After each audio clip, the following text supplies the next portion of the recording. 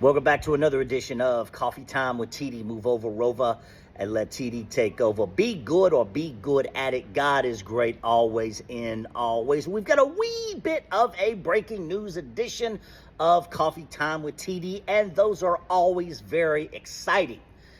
If you've been with me for a while, you've heard me say, do not praise the day until the night comes. You also heard me say that by the end of summer, the United States will be facing a recession.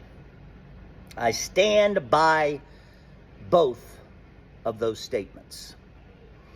Core inflation hit a 3-year high, 3.3%.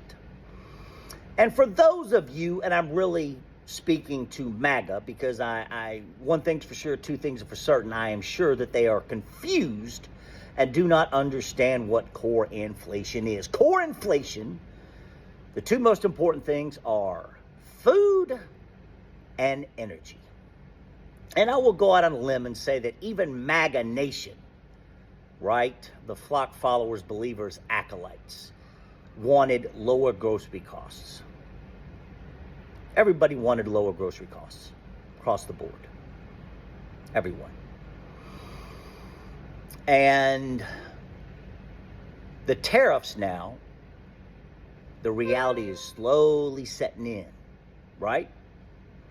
Because people who have any type of understanding whatsoever, people who do not think a nickel is worth more than 5 pennies, understand that tariff costs get passed to the consumer.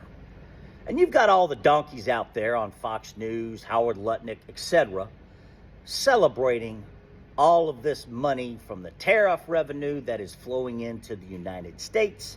Meanwhile, the everyday average American is getting fucked. That's what you voted for, MAGA. That's what you voted for. The dumbification of America, the United States of stupid, the long-term pandemic of stupid that we are in is very real. And again, anyone who understands how tariff work, it gets passed to the consumer. Core inflation rose 3.3%, hits a 3-year high. Hits a 3-year high. Now, we know that President Donald Trump, Billy Big Bollocks, and his administration will blame Bill Clinton. They'll blame Obama. They'll blame Joe Biden.